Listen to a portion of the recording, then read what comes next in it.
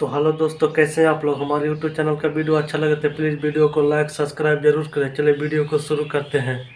लांबी लांबी केसिया हो बेटी पाता रिहो का मारिया यारे पाता रिहो का मारिया सटनटी कुलिया हो बेटी सोवे लाहोली लरावा यारे सोवे लाहोली लरावा उठा उठा उठा हो बेटी खाला दही हो भातावा यारे खाला दही हो भातावा आपन दही भतवा हो मामी राखी हाहो सिकहरावा